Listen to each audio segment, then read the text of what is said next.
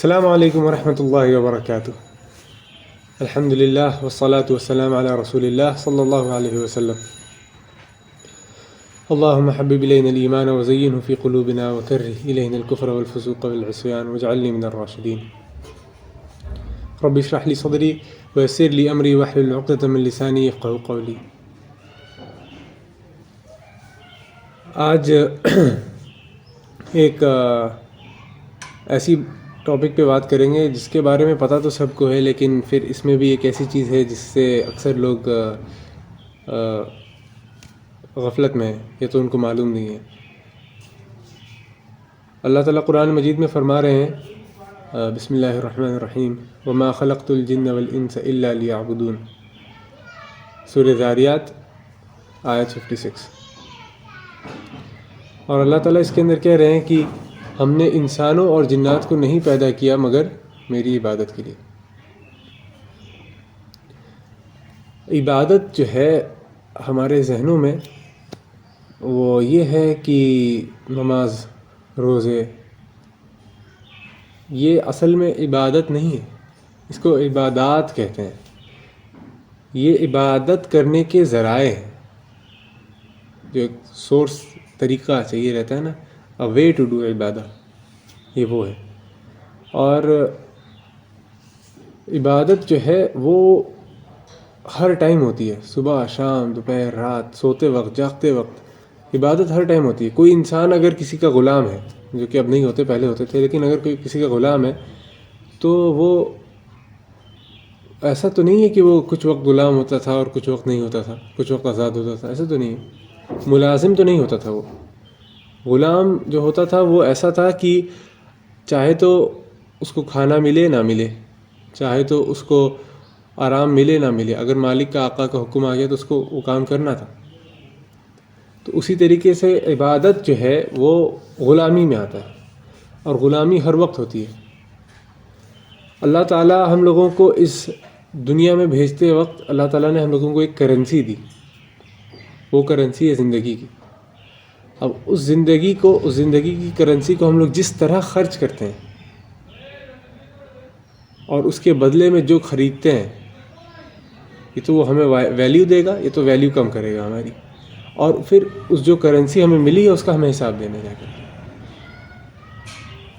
ہم لوگ اس دنیا کے اندر آتے ہیں، اللہ تعالیٰ ہم لوگوں کو چھوٹی چھوٹی چیزیں اور بڑی بڑی چیزیں اس طرح کی دکھاتے ہیں، جیسے قرآن کے اندر بھی، اور زندگی کے ہمارے جو معمولات ہیں، جیسے ابھی روزہ ہم رکھ رہے ہیں تو ہم پریپریشن کرتے ہیں، اپنے آپ کو، اپنے نفس کو روکتے ہیں، اس کو مضبوط کرتے ہیں تاکہ پھر باقی پورا سال جو ہے ہم اپنے آپ کو برے کاموں سے روکنے میں کامیاب ہوں.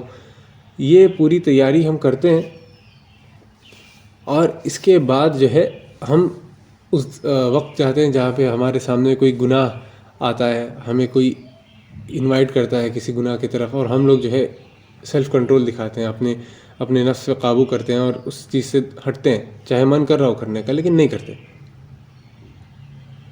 تو یہ پوری زندگی جو ہے یہ ایک تیاری ہے، پریپریشن جس کو کہتے ہیں. ایگزام سے پہلے جیسے جیسے ایگزام قریب آتا جاتا ہے، انسان جو ہے وہ اور زیادہ سیریس ہوتا جاتا ہے ایگزام کے لیے، اور دھیان سے پڑھائی کرتا ہے. اسی طرح سے جب ہمارا جو ایگزام کا دن ہے وہ کب شروع ہوگا؟ جس دن ہماری آنکھیں بند ہوگی اس دن سے ہمارا ایگزام سٹارٹ ہو گیا. ترمذی کے اندر حدیث نمبر 2308، عثمان بن عفان رضی اللہ عنہ فرماتے ہیں کہ رسول اللہ صلی اللہ علیہ وسلم نے فرمایا کہ قبر کی، آخرت کی منزلوں میں سے سب سے پہلی منزل قبر ہے، اور جس انسان کی یہ پہلی منزل آسان ہو گئی اس کی اگلی منزلیں آسان ہوتی چلی جائیں گی، اور جس کی یہ پہلی منزل مشکل ہو گئی اس کی اگلی منزلیں اور مشکل ہوتی جائیں گی. اور رسول اللہ صلی اللہ علیہ وسلم نے فرمایا اس کے بعد کہ میں نے آج تک قبر سے زیادہ ڈراؤنی چیز نہیں دیکھی.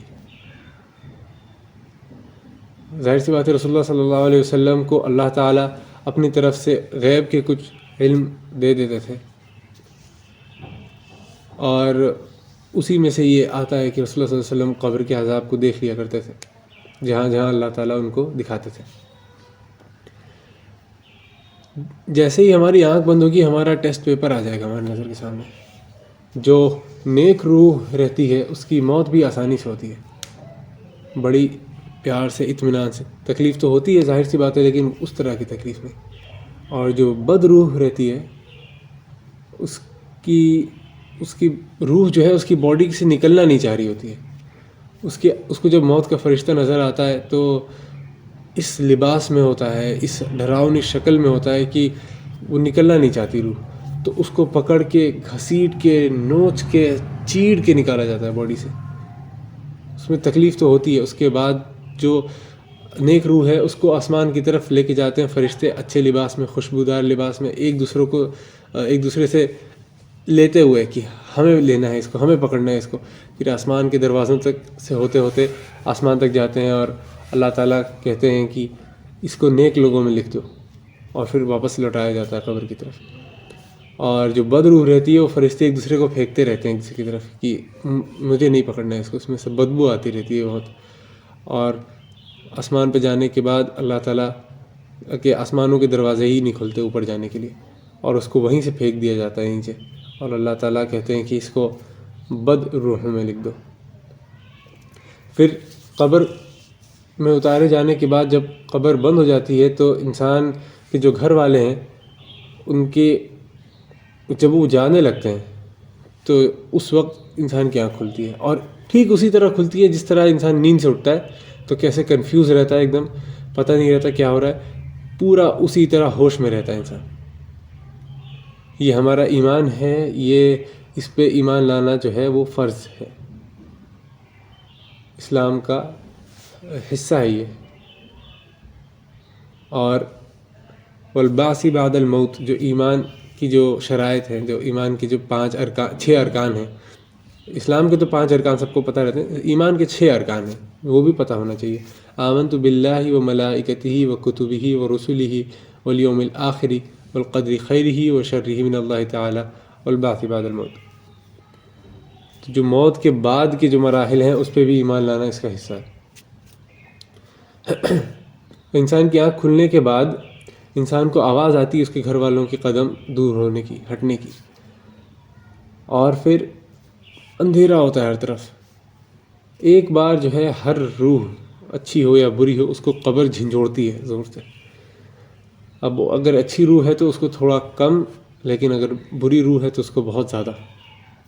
اور اس کے بعد اسی اندھیرے میں سے اس کو آنکھیں نظر آتی ہیں، نیلی کلر کی، بلو کلر کی آنکھیں اندھیرے میں سے اس کو نظر آتی ہیں، جو کہ ایک بے انتہا ڈراؤنا منظر ہو سکتا ہے انسان کے لیے، ظاہر سی بات ہے. اور وہ آنکھیں جو ہیں منکر نکیر کی ہوتی ہیں. پھر منکر نکیر قریب آتے ہیں اور ان کی شکل بھی نظر آتی ہے. اور اللہ تعالیٰ نے جتنی مخلوق بنائی ہے ان میں سے سب سے زیادہ ڈراؤنی دکھنے والی شکلیں منکر نکیر کی ہیں. اور اگر سب سے زیادہ ڈراؤنی نہیں تو سب سے زیادہ ڈراؤنی میں سے. اور اس کے بعد ان کی آواز جو ہے وہ گرجتے ہوئے، جب آسمان گرجتا ہے کسی طوفان کے وقت تو جیسے آسمان گرجتا ہے ویسے ان کی آواز. اور پھر وہ آ کر کے سوال جواب شروع کرتے ہیں. اور بھی مراحل ہیں قبر کے، ظاہر سی بات ہے، لیکن ہم لوگ جو ہے مرنے سے بڑے غافل رہتے ہیں دنیا میں.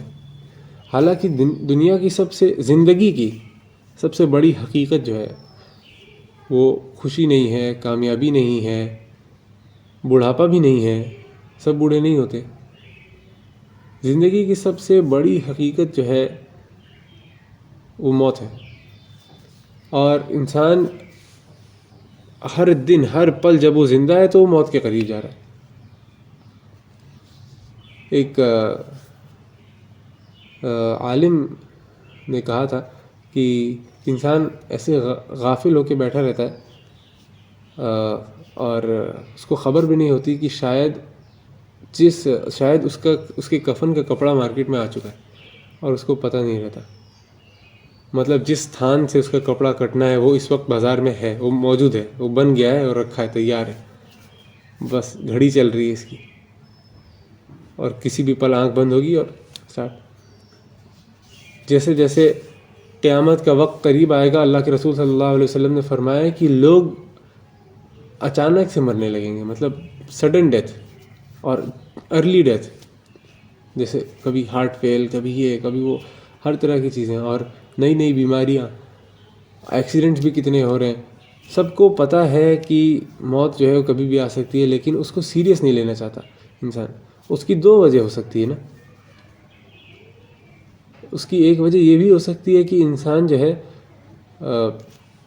جانتا ہے کہ اس نے کچھ تیاری کی نہیں، اس نے جو بھی بنایا وہ دنیا کا بنایا، تو وہ چاہتا ہے دنیا میں ہی رہے، آخرت کا تو بنایا نہیں، کچھ اثاثہ ہے نہیں ادھر، تو ادھر جانے کا من نہیں کرتا، اور بھلے ہی جانا ہو ایک دن اس کو بھلائے رکھتا ہے وہ جان بوجھ کے، اپنے آپ کو ایک تسلی دینے کے لیے اس وقت، تاکہ جو اس کا وقت فی الحال چل رہا ہے وہ وقت وہ جی سکے اپنے طریقے سے۔ ناکام کوشش رہتی ہے انسان کی۔ ہم لوگ یہ نہیں سمجھتے کہ قبر کے جو عذاب ہیں اس کے بارے میں ہم لوگوں کو تو بتایا گیا ہے، اور قبر کے جو سوالات ہیں اس کے بارے میں بھی سب کو پتہ ہے۔ قبر کے 3 سوال،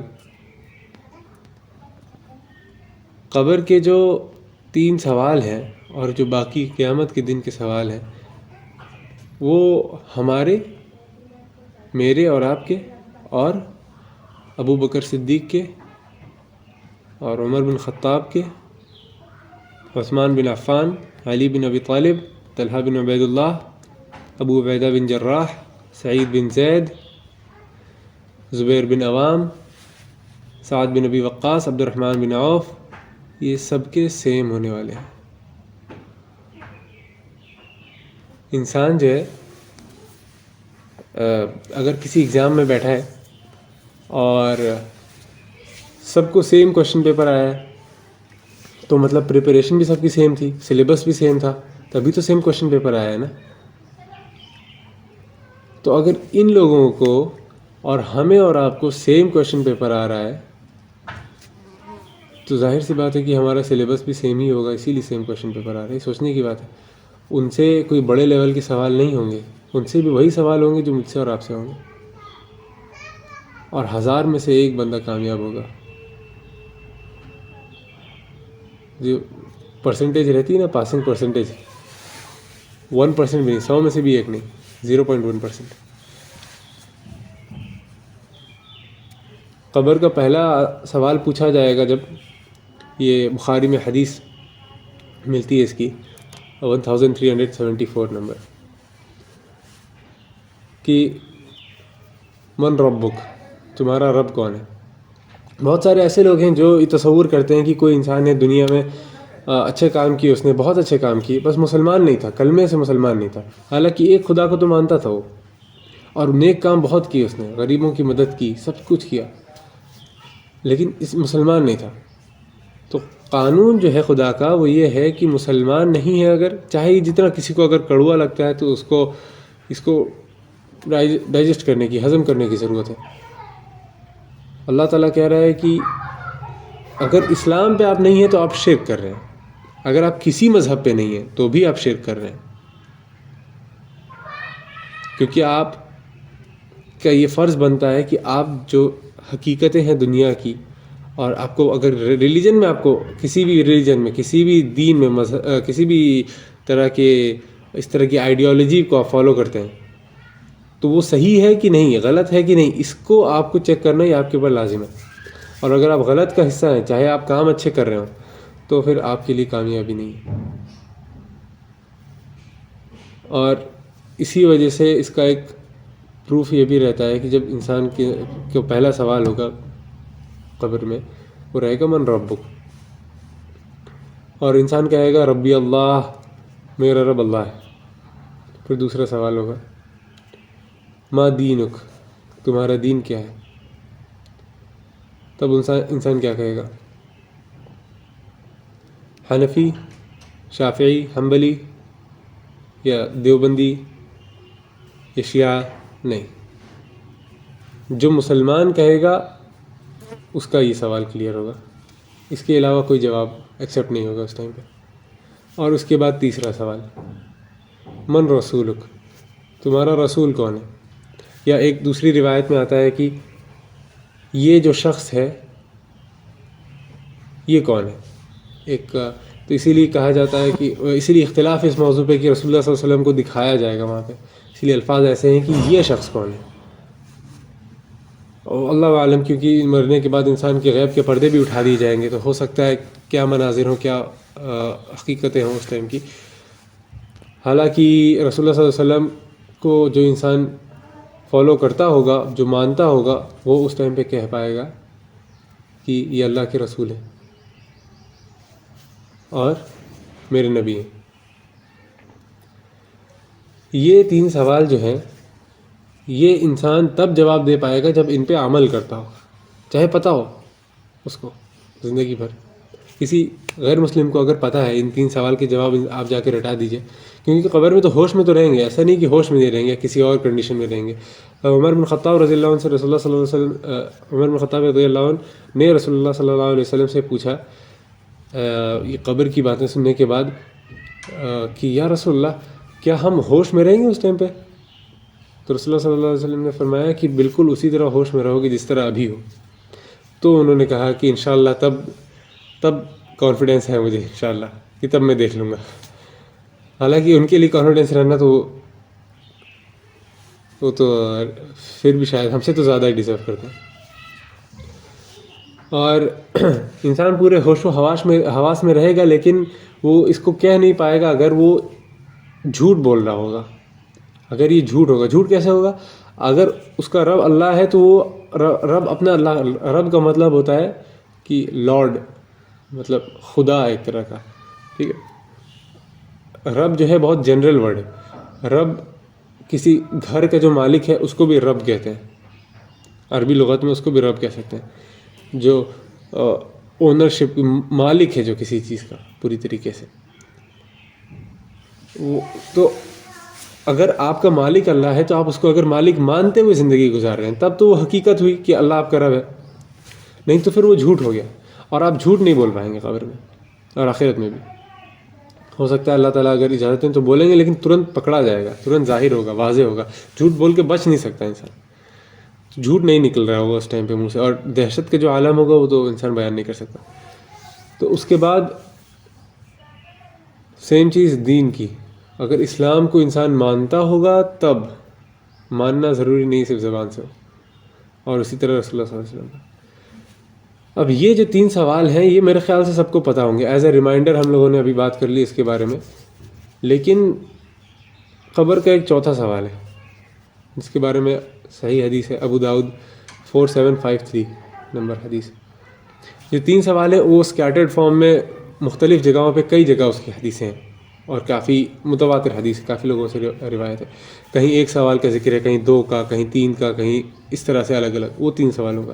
لیکن ایک یہ خاص چوتھا سوال ہے جس کا ذکر ہے یہ ابو داؤد کی اس حدیث میں، اور وہ یہ ہے کہ اللہ کے رسول صلی اللہ علیہ وسلم نے فرمایا کہ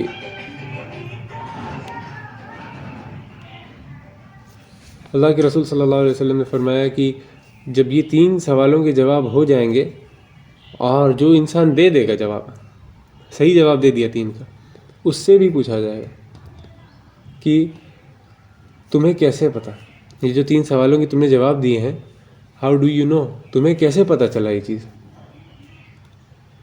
تو ایک تو مسلمان اور غیر مسلم کا ٹیسٹ ہوتا ہے نا، آخرت میں بھی ویسا ہے، مسلمان غیر مسلم کا، مسلمانوں کا الگ ہو جائے گا، غیر مسلم تو پہلے ہی سب چھاٹ دیے جائیں گے. جو بے نمازی ہوں گے وہ بھی غیر مسلموں کی جماعت میں ہی ہوں گے، کیونکہ نماز کا جو معاملہ بڑا سخت ہے. اور جو مسلمان پھر اس کے بعد آگے بڑھیں گے، پھر اس کے بعد دوسرے نمبر کے جو ٹیسٹ ہوتا ہے وہ مسلمان غیر مسلم کا نہیں ہے، جو اعمال تولے جا رہے ہیں اور جو باقی حساب کتاب معاملہ ہے، وہ ہوتا ہے مسلمان اور منافق کا، کہ جو نام سے مسلمان تھا لیکن اصل میں نہیں تھا. تو جو نام سے مسلمان تھا اور جان بوجھ کے اندر سے وہ ایک دشمنی کے تحت مسلمان تھا صرف اوپر سے، وہ تو پہلے ہی صاف ہو جائیں گے. اس کے بعد جو لوگ تھے جن کے دل میں پوری طرح ایمان نہیں تھا، شک تھا ان کے دل میں کہ یار چلو کیا جا رہا ہے، مانے رہتے ہیں، ہو سکتا ہے کہ اگر ہو گئی قیامت، سوال جواب ہو ہی گیا تو آتا رہے گا، ٹھیک ہے، باقی اپنی زندگی گزارتے رہتے ہیں کسی طریقے سے، وہ لوگ نہیں کامیاب ہونے والے۔ تو اسی طرح سے قبر کے اندر جو یہ چوتھا سوال ہے یہ ہوگا کہ تمہیں کیسے پتہ چلا ان تینوں سوال کا جواب؟ تو ایک جواب تو یہ ہوگا، جو کامیاب لوگ ہوں گے ان کا جواب جو اللہ کے رسول صلی اللہ علیہ وسلم نے فرمایا وہ یہ ہے کہ ہم نے پڑھا، ہم نے جانا اور ہم نے ایمان لایا۔ ہم نے خود سے پڑھا، پھر ہم نے اس کو حق جانا، پھر ہم اس پہ ایمان لائے۔ یہ کامیاب لوگوں کا جواب ہے۔ اس چیز کو بہت غور سے سمجھ لینا چاہیے انسان کو، اور اپنے آس پاس والے لوگوں کو بھی آگاہ کرنا چاہیے اس چیز سے کہ بہت ہلکا لائٹ معاملہ نہیں ہے۔ اللہ تعالیٰ کہہ رہا ہے لطیف الخبیر، اللہ تعالیٰ بڑا باریک بین ہے اللہ تعالیٰ، اور ہر چیز کی خبر رکھتا ہے۔ ٹائنی مائنیوٹ ڈیٹیل جو رہتی ہے، چھوٹی سے چھوٹی ڈیٹیل، وہ بھی مس نہیں ہوگی۔ اور جو ناکام رہیں گے وہ کیا کہیں گے کہ ہم وہ کہتے رہے جو ہم نے دوسروں سے سنا۔ تو ہمیں سب لوگ بتاتے تھے اور ہم وہی کہتے تھے جو ہم نے سنا دوسروں سے۔ تو یہ جو ہے نفاق کی کیٹیگری میں چلے جائیں گے۔ تو جو قبر کا چوتھا سوال ہے، یہ میرے خیال سے تو جب انسان پڑھتا ہے اور دیکھتا ہے تو نظر آتا ہے کہ ہو سکتا ہے یہ جو 3 سوال ہیں ان سے بھی زیادہ اہم ہے، کیونکہ جو 3 سوال ہیں پہلے وہ تو انسان 2 منٹ میں کوئی بھی سیکھ سکتا ہے۔ یہ 2 منٹ کیا 1 منٹ میں سیکھ سکتا ہے۔ آپ کسی کو یہ سکھا دیجئے کہ ان کیس اگر مر جاتے ہو اور ایسا کچھ سین تمہارے سامنے آتی ہے تو تم یہ کہہ لینا، لیکن چوتھا سوال انسان کیسے کلیئر کرے گا؟ یہ تو جیسے ہوتا ہے نا ایگزام میں تھیوری اور پریکٹیکل رہتی ہے، تو تھیوری کے سوال تو انسان رٹ کے آ گیا، پریکٹیکل تو کر کے دکھانا پڑتا ہے۔ اسی طرح سے یہ پریکٹیکل سوال جو ہے اس کو انسان کو کر کے دکھانا پڑے گا۔ اللہ تعالیٰ ہم لوگوں کو قبر کی آزمائش سے اور قبر کے عذاب سے بچائے۔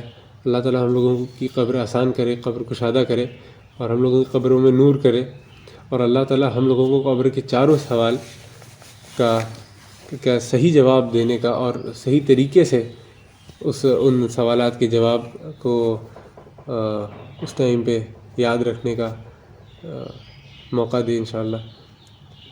اور اللہ تعالیٰ ہم لوگوں کی مغفرت فرمائے، ہم لوگوں کے رمضان کی کوششیں اور ہم لوگوں کے ریمائنڈرز، ہم لوگوں کی ایمان کو مضبوط کرنے کی کوششیں بھلے ہی کوئی انسان پریکٹیکلی اتنا نہ کر پا رہا ہو، لیکن اس کے دل میں اگر نیت اچھی ہے، اور جس کی اگر نیت کمزور ہے، اللہ تعالیٰ اس کی نیت میں بھی برکت فرمائے، مضبوطی فرمائے۔ سبحان ربک رب العزت عما یصفون وسلام علی المرسلین والحمد للہ رب العالمین۔ السلام علیکم ورحمۃ اللہ وبرکاتہ۔